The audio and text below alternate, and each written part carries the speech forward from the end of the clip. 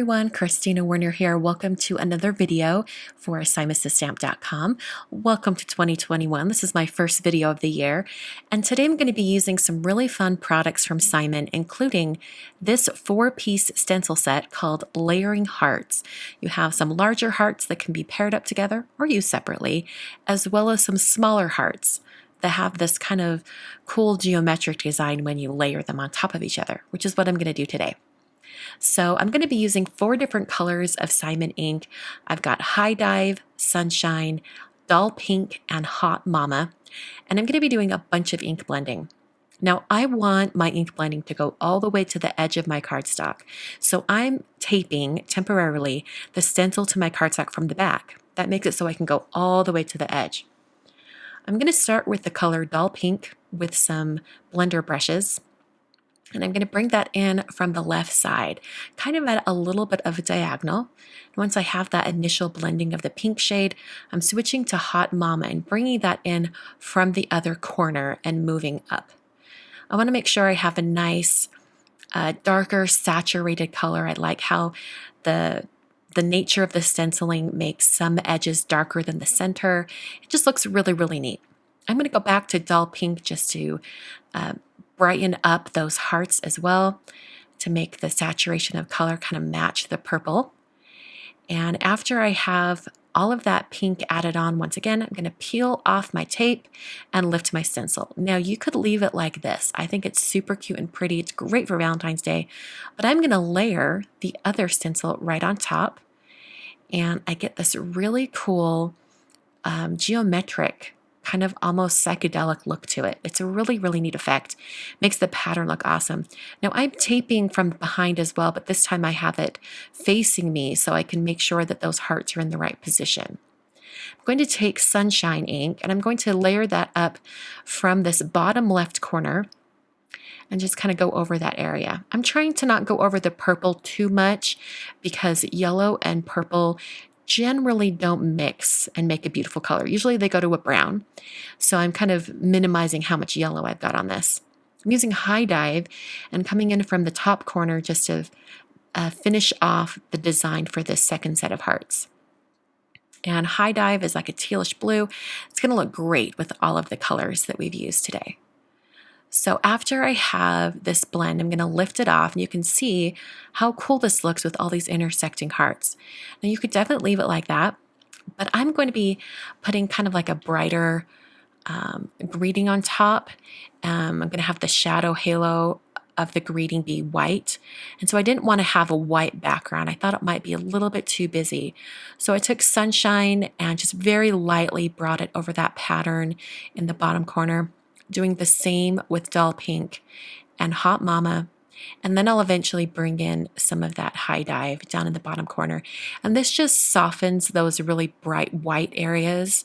It will make it so it's not such a stark contrast between the white and the colored hearts.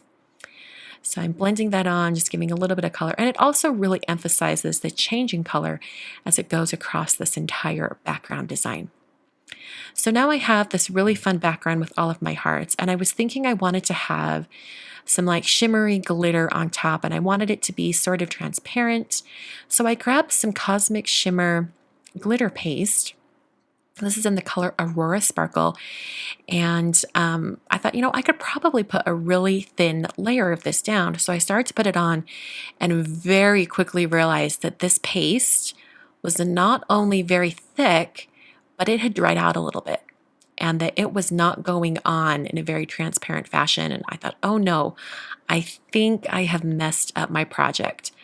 So I said, you know what, if I've messed it up, I've messed it up. Let's just continue and see what happens. So I added more of this paste. You can tell it's very, very dry if you've ever used this paste before. It's generally not this sticky and thick. So I thought, you know what, I'm going to add a different color. So I switched to some iridescent gel from Gina K Designs. So it has a little bit of a different glitter color. It's more gold. And I put that in the bottom corner kind of over the yellow.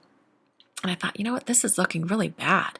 I didn't know if I could salvage it. And I thought, I'm going to scrape off as much as I can. Maybe it'll work. I don't know. So I started to scrape it off, and it actually did come off the paper fairly well. And it flattened out the glitter so that it laid very, very flat on my paper. And it had this sort of grunge effect where there were areas that had glitter and areas that did not. And you could see where I had scraped it. It was a really interesting effect. And right before I tried this scraping, I was just going to, trash this. I didn't know that it would really be worth keeping. But after I did this a few times and I scraped off a little more and a little more, I kind of liked it. And it had this really cool kind of just like minimal glitter effect. And so I thought, oh my word, did I just discover a new technique? And I guess this is how sometimes you just, find things by accident.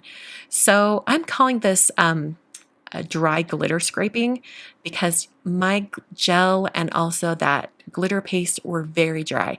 I think you could probably mimic these effects with like an embossing paste that is not as dry by putting it on as thin as you can, letting it dry for about 5 or 6 minutes, and then scraping. I think you'd probably get the same effect. So now I'm using the Love Your Guts dies from CZ Design, and I'm using this holographic paper from Simon. This comes in a set of some different types of holographic paper. I really love this wavy one that almost looks like oil on top of water. It's really cool. So I die cut the words out of the holographic paper, and then I die cut like the shadow die that matches it out of some white cardstock. This is just some Neenah Classic Crest Solar White 80-pound cardstock. And I used some glue from Honeybee to adhere the words right onto that shadow die cut. And I like to use liquid glue for things like this because it gives you a little bit of time to kind of wiggle that die cut around and get it in the exact spot.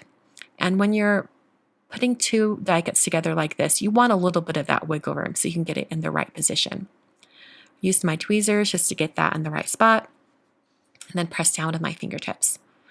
So I decided to trim down my background piece just a little bit for a couple of reasons. One, I wanted you to be able to see a little bit of the white card base that I'll be putting this on. And also when you use glitter embossing paste and you kind of swipe it off the edge of the paper, sometimes you get like a rough edge. And so I wanted to cut off that rough edge of that glitter like hanging out on the very edge of the cardstock.